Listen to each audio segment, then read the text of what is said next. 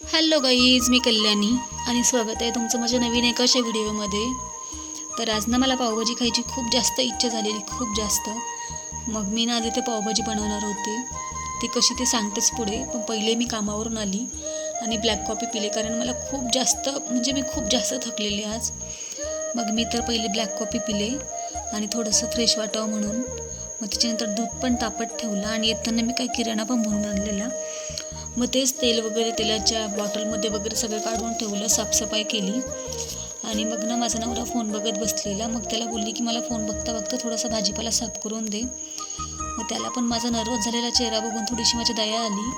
मग त्याने पण मला मस्त भाजी वगैरे फ्लावर, वाटाणा वगैरे साफ करून दिला. आणि मग तो साफ करत होताच तोपर्यंत मग मी मस्त पावभाजीची तयारी पण इथे करून घेतली.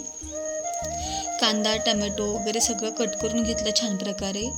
आणि मग कुकरमध्ये स्मॅश झालेलं जो पावभाजीसाठी मी बनवलेलं, मग त्याला फोडणी द्यायची म्हणून मी कढईत बटर, तेल वगैरे सगळं टाकलं, कढीपत्ता वगैरे सगळं. मग त्यात कांदा वगैरे टाकला, कांदा, टमॅटो, आणि त्याला जरा वेळ असं फ्राय होऊन दिलं, जेणेकरून त्याची पूर्ण ग्रेव्ही, कांदा टमॅटोची पूर्ण ग्रेव्ही होईल अशा प्रकारे. आणि मग त्याचं बघा कसं तेल सुटेपर्यंत मी त्याची ग्रेव्ही होऊन दिली. आणि मग जे स्मॅश केलं होतं मी ते त्यात फोडणीसाठी टाकून दिलं. आणि मग अशा प्रकारे आपली इथं पावभाजी तयार होती.